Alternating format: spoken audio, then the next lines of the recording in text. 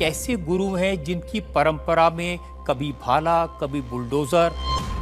आपने एक सनातन धर्म के नाम पर धमकियां देने की दुकान खोली। आपने एक पत्रकार को कहा कि तुझे नंगा कर दूंगा, तू मुझे मिल जा, मैं तुझे मसल दूंगा। ये साधु की भाषा तो नहीं हो सकती।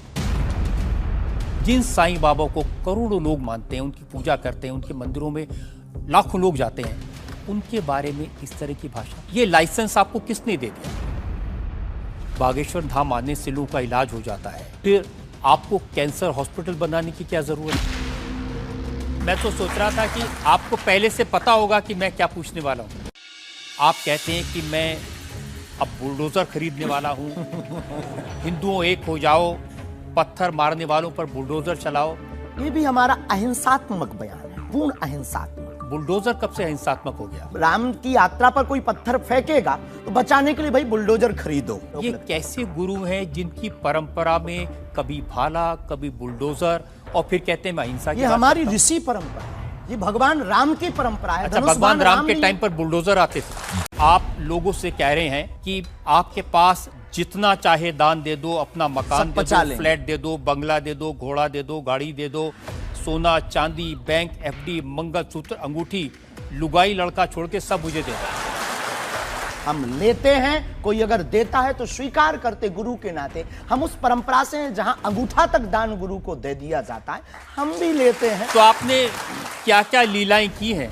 कोई ऐसी लीला नहीं की जिसमें हम फंसे, लेकिन आपकी अदालत में आए हैं।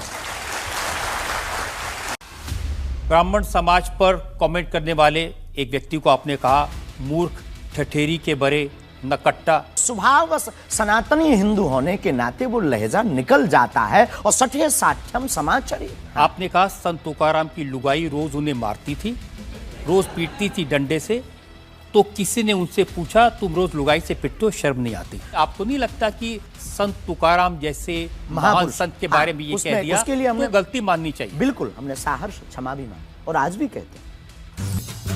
तो दोस्तों, परम पूज्य बागेश्वर धाम सरकार पिछले कुछ दिनों से काफ़ी चर्चा में है। आखिर कौन है महाराज जी जिसमें लाखों लोगों की आस्था है? तो जानिए आपकी अदालत में क्या पर्ची पर लिखे होंगे रजत शर्मा के सब सवाल। हम आपको बता दें, बागेश्वर धाम आजकल बहुत ही लोकप्रिय होता जा रहा है। यहाँ पर भगवान श्री बालाजी की महिमा बताई जाती है। बागेश्वर धाम में जो भी श्रद्धालु आते हैं उसकी सभी मनोकामनाएं पूरी हो जाती है। बागेश्वर धाम महाराज जी की महिमा अपरंपार है।